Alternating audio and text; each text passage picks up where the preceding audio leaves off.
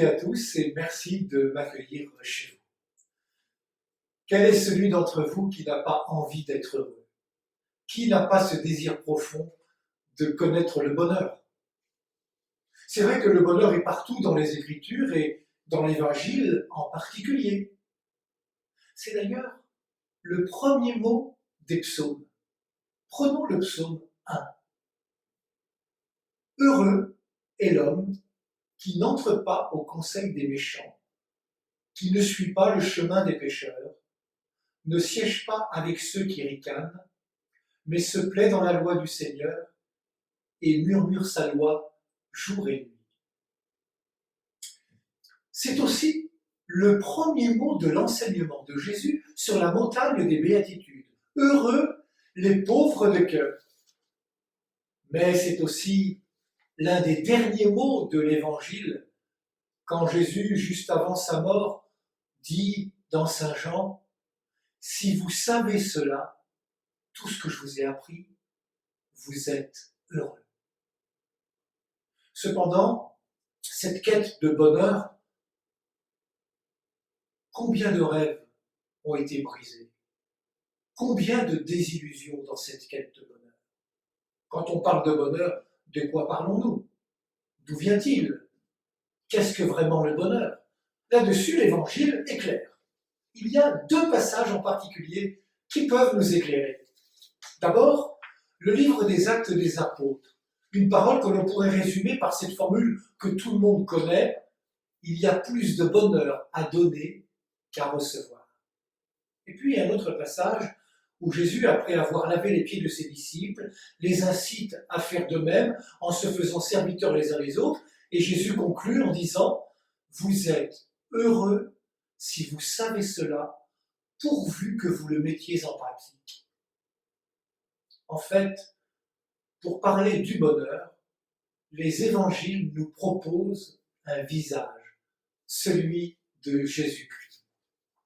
Ainsi, la clé du bonheur est de l'ordre d'une rencontre, d'une expérience humaine et spirituelle que nous sommes invités à vivre en présence du Christ.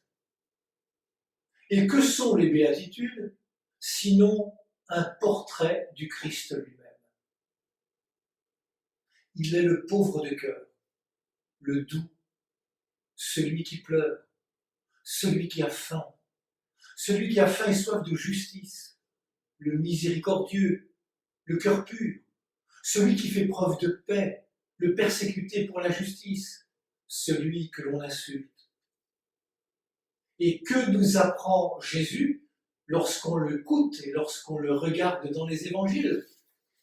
Eh bien, que le bonheur est dans le service, dans le don de soi.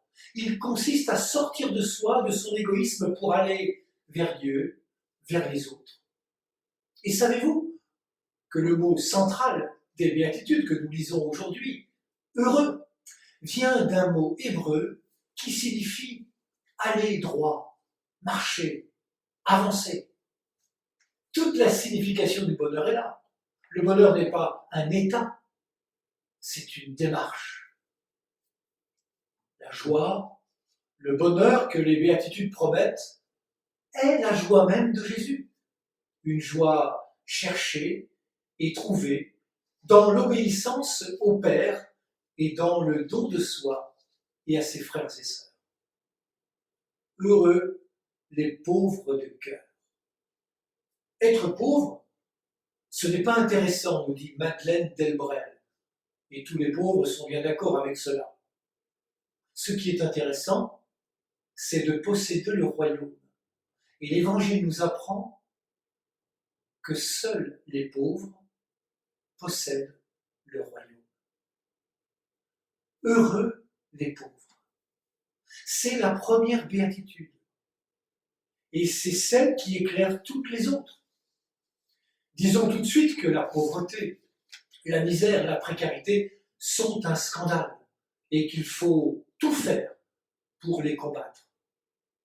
Mais il faut aussi savoir entendre que celles et ceux qui vivent ainsi et qui n'ont pas choisi de vivre ainsi sont d'abord des personnes. et des personnes à écouter. L'abbé Pierre a dit un jour à son confrère du Doubs, Jean-Marie, « Quand tu rencontres des pauvres, surtout, écoute-les. Ne leur parle pas tout de suite de Dieu. Écoute, c'est eux qui vont t'en parler. » Jésus a choisi cette condition de pauvreté. Il s'est fait pauvre pour nous enrichir. Et c'est pourquoi il faut commencer par l'écouter et le suivre. Comme toute personne en précarité, il a quelque chose à me dire. Cette vie de pauvreté, de sobriété, de simplicité, elle dit l'Évangile. Elle annonce l'espérance envers et contre tout. Les béatitudes sont dites par Jésus, qui s'est fait pauvre, pour nous rejoindre là où nous sommes, et sans jugement. Nous avons donc à apprendre de lui, tout comme de celles et ceux dont il s'est fait proche par amour de son Père, les plus pauvres d'entre nous. Bonne soirée à toutes et à tous. Tu es le pauvre Seigneur Jésus, en toi